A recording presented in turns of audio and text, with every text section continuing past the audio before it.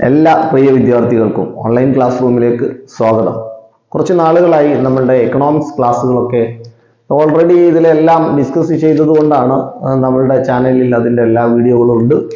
പക്ഷെ ഇപ്പോൾ വന്നിരിക്കുന്നത് ഇപ്പം നടന്ന ഹാഫ് ഇയർലി എക്സാമിനേഷൻ, +1 എക്സാമിനേഷൻ കഴിഞ്ഞ ദിവസമാണ് അത് കഴിഞ്ഞത്. +2 ഇനി 22-ാം തീയതി ലാസ്റ്റ് ഡേ ആണ് നടക്കാനുള്ളത്. അപ്പോൾ +1 കഴിഞ്ഞ എക്കണോമിക്സ് ക്വസ്റ്റ്യൻ പേപ്പറിലെ ആ ആൻസറിങ് ആണ്. അപ്പോൾ അതിലെ ക്വസ്റ്റ്യൻ കോഡ് FY35 എന്ന് പറയുന്ന ആ ക്വസ്റ്റ്യൻ പേപ്പർ ആയിരുന്നു. വളരെ കമ്പാരിറ്റീവ്ലി വളരെ എളുപ്പമുള്ള ക്വസ്റ്റ്യൻ പേപ്പർ ആയിരുന്നു. എല്ലാ വിദ്യാർത്ഥികളും നല്ലതുപോലെ എഴുതിയിട്ടുണ്ടായിരിക്കും. എന്നിരുന്നാലും നമുക്ക് അതിൻ്റെ ക്വസ്റ്റ്യൻസ് ഒക്കെ ഒന്ന് നോക്കാം. അതിൽ 1 മുതൽ 10 വരെയുള്ള ക്വസ്റ്റ്യൻസ് സാധാരണ മൾട്ടിപ്പിൾ ലെവൽ ക്വസ്റ്റ്യൻസ് ആയിരുന്നു. അതിൽ 8 കൃത്യമായിട്ട് ആൻസർ ചെയ്യേണ്ടത്. 10 എഴുതി കഴിഞ്ഞാലും അതിൽ നിന്ന് 8 കറക്റ്റ് ശരി എത്ര ആയിട്ടുള്ള 8 അത് എടുക്കുക. നമുക്കറിയാം. അതിൽ ഒന്നാമത്തെ ക്വസ്റ്റ്യൻ ആയിരുന്നു most frequently observed data value in A series. അതായത് ഒരു ശ്രേണിയിൽ ഏറ്റവും കൂടുതൽ തവണ ആവർത്തിക്കപ്പെടുന്ന ദത്ത മൂല്യം എന്ന് പറയുന്നത് അത് most fashionable number of N observation, most repeating number of N observation എന്നൊക്കെ പറയുന്നത് പോലെയാണ് മോസ്റ്റ് ഫ്രീക്വന്റ്ലി ഒബ്സർവ്ഡ് എന്ന് പറഞ്ഞാൽ ആൻസർ ഈസിയാണ്. മോഡ് എന്ന് പറയുന്നതാണ്. എന്ന് പറയുമ്പോൾ ബഹുലകം എന്നാണ് അതിന് മലയാളം വരുന്നത്. അത് നിങ്ങൾ കറക്റ്റ് ചെയ്തിട്ടുണ്ടായിരിക്കും. ഇനി അത് വന്നു കഴിഞ്ഞാൽ ഇനിയും അത് തെറ്റിപ്പോയവരുണ്ടെങ്കിൽ പബ്ലിക് എക്സാമിനേഷനിൽ അത് കറക്റ്റ് ചെയ്യണം. ദെൻ രണ്ടാമത് success of GATT, general agreement tariff on trade എന്ന് പറയുന്ന ഗാട്ട് എന്ന് പറയുന്നതിന്റെ പിൻഗാമിയായിട്ട് വന്നത് ഏത് ഓർഗനൈസേഷൻ ആണ്? അത് വേൾഡ് ട്രേഡ് ഓർഗനൈസേഷൻ ആണ്, ലോക വ്യാപാര സംഘടനയാണ്. അപ്പൊ രണ്ടാമത്തതിന്റെ ആൻസർ അതാണ്. 3 class mid value of the class 200 and 300. അതായത് 200, 300 എന്ന ക്ലാസിന്റെ ക്ലാസ് മാധ്യം എന്ന് പറയുന്നത് മിഡ് വാല്യൂ എന്ന് പറയുന്നത്.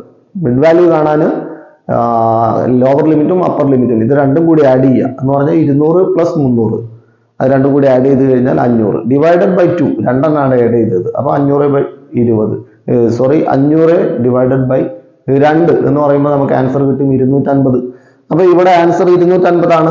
ഏത് ക്ലാസ്സിന്റെ മിഡ് വാല്യൂ കാണാനും lower limit plus upper limit divided by 2 എന്ന് പറയുമ്പോൾ നമുക്ക് എന്ത് കിട്ടും? മിഡ് വാല്യൂ എന്നുള്ളത് കിട്ടും. വളരെ എളുപ്പമുള്ള ഒരു ക്വസ്റ്റ്യൻ ആയിരുന്നു.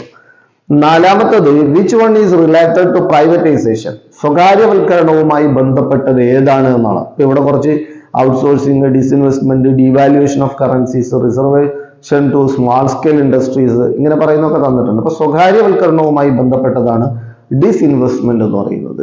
അപനിക്ഷേപം എന്നതിനെ പറയും. അവിടെ മലയാളത്തിലും ഡിസ്ഇൻവെസ്റ്റ്മെന്റ് എന്നാണ് തന്നിട്ടുള്ളത്. ഗ്ലോബലൈസേഷനിലാണ് ഈ ഔട്ട്സോഴ്സിംഗ് ഒക്കെ വരുന്നത് അല്ലെ.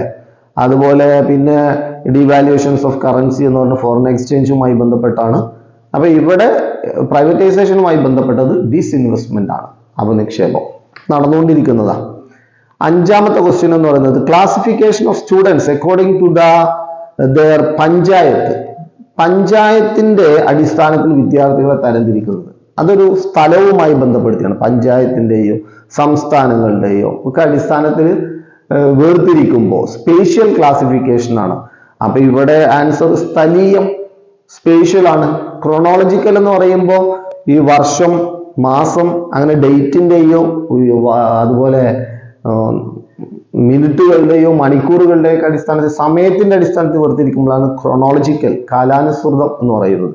അപ്പൊ ഇത് ആൻസർ വരിക സ്പേഷ്യൽ എന്നാണ്. പിന്നെ ക്വാണ്ടിറ്റേറ്റീവ്, ക്വാളിറ്റേറ്റീവ് ക്ലാസിഫിക്കേഷൻസ് ഒക്കെ ഉണ്ടല്ലോ. ഓർഗനൈസേഷൻ ഓഫ് ഡാറ്റ എന്ന് പറയുന്ന ചാപ്റ്ററിലാണ് ഇത് ഡിസ്കസ് ചെയ്യുന്നത്. ആറാമത്തത് മീഡിയൻ ഓഫ് ദ സീരീസ്. ഒരു സീരീസിന്റെ മീഡിയൻ കാണാൻ പറഞ്ഞിരിക്കുകയാണ്. ഇവിടെ തന്നിരിക്കുന്ന വാല്യൂ 2, 8, 7, 4, 3. മീഡിയൻ കാണാൻ പറഞ്ഞു കഴിഞ്ഞാൽ പലവർക്കും തെറ്റിപ്പോകാൻ സാധ്യതയുള്ളതാണ്. മീഡിയൻ എന്ന് പറഞ്ഞാൽ n+1/2 ഐറ്റം, അതാണ് അതിന്റെ ഇക്വേഷൻ.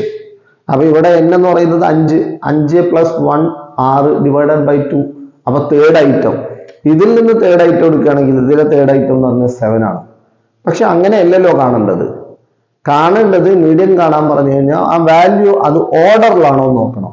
അസെൻഡിങ് ഓർഡറിലോ ആക്കണം. അപ്പൊ ചെറിയ വാല്യൂവിൽ നിന്ന് വലിയ വാല്യൂവിലേക്ക് ഡിസെൻഡിങ് ഓർഡറിൽ അതിനെ നമ്മൾ ക്രമപ്പെടുത്തേണ്ടതുണ്ട്. അങ്ങനെ ക്രമപ്പെടുത്തുമ്പോൾ 2, 3, 4, 7, 8 അങ്ങനെയാണ് വരിക. അപ്പൊ അതിലെ തേർഡ് ഐറ്റം എന്ന് പറയുന്നത് 4. ഇവിടെ മീഡിയൻ എന്ന് പറയുന്നത് 4 ആണ്. മീഡിയൻ എന്ന് പറയുമ്പോൾ മീൻ കാണുന്നത് പോലെയല്ല, എപ്പോഴും അതിനെ ഓർഡർ ചെയ്തിട്ട് അത് ഡിസ്ക്രീറ്റ് സീരീസിലാവട്ടെ, ഇൻഡിവിജ്വൽ സീരീസിലാവട്ടെ, കണ്ടിന്യൂസ് സീരീസിലാവട്ടെ, ഏത് സീരീസിൽ മീഡിയൻ കാണാനാണെങ്കിലും അതിനെ ഓർഡർ ചെയ്യുക എന്നുള്ളത് വളരെ പ്രധാനമാണ്. Then 7th question, which one is feature of small scale industries? Small scale ഇൻഡസ്ട്രീസിന്റെ ഫീച്ചർ ഏതാണ്? ചെറുകിട വ്യവസായങ്ങളുടെ സവിശേഷതയാണ്. അപ്പൊ ചെറുകിട വ്യവസായങ്ങളിൽ വളരെ പ്രധാനപ്പെട്ടത് അത് ലേബർ ഇന്റൻസീവ് ആണ് എന്നുള്ളതാണ്. തൊഴിൽ തീവ്രമായിട്ടാണ്, കൂടുതൽ തൊഴിലവസരങ്ങൾ സൃഷ്ടിക്കുന്നു എന്നുള്ളതാണ്. ചെറുകിട വ്യവസായങ്ങൾ ഗ്രാമവികസനത്തിന് ആക്കം കൂട്ടുന്നതാണ്.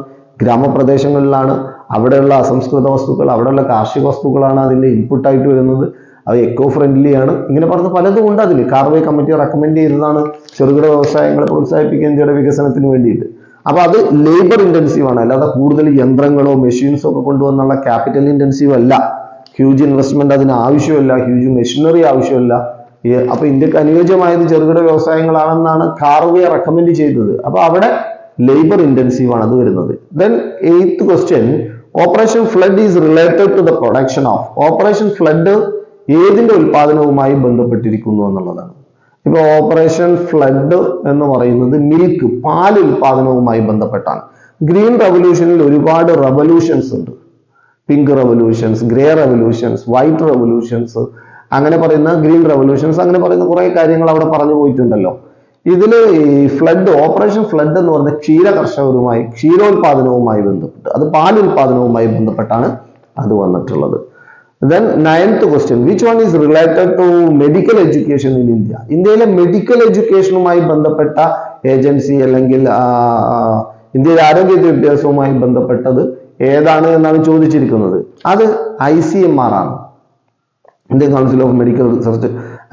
അവിടെ NCERT ഉണ്ട്, അതുപോലെ SCERT ഉണ്ട്, AICT ഉണ്ട്.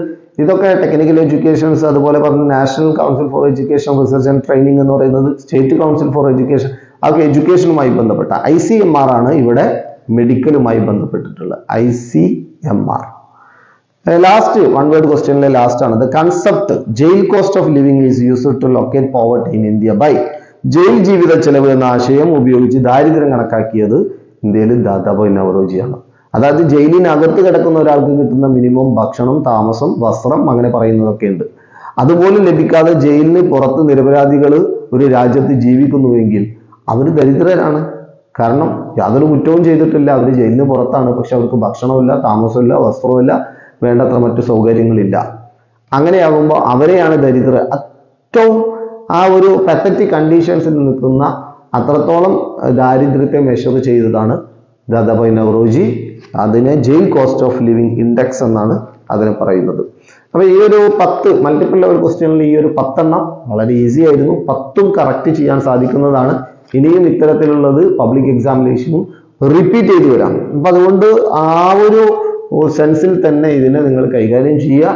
ഈ ക്വസ്റ്റ്യൻ പേപ്പറിൽ ഇനി അടുത്തത് 2 മാർക്കിൻ്റെതും 3ഉം 4ഉം 5ഉം അതുപോലെ 8 മാർക്കിൻ്റെയും ക്വസ്റ്റ്യൻസ് ഉണ്ട്.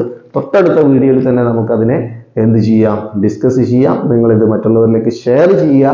കാരണം നമുക്ക് ഇനി ഇവിടെ നിന്നുള്ള എക്സാം വരെയുള്ള കാലയളവിൽ നമ്മൾക്ക് ഇത്തരത്തിലുള്ള ക്വസ്റ്റ്യൻ പേപ്പറുകൾ ആൻസർ ചെയ്യുകയും അതുപോലെ പ്രധാനപ്പെട്ട ഏരിയകൾ ഡിസ്കസ് ചെയ്യുകയും ഒക്കെ പല ആളുകളും ആവശ്യപ്പെട്ടത് പ്രകാരം നമ്മുടെ ക്ലാസ് റൂമിൽ നടത്താവുന്നതാണ്. ഓക്കെ, അതുവരേക്കും ഓക്കെ, ബൈ.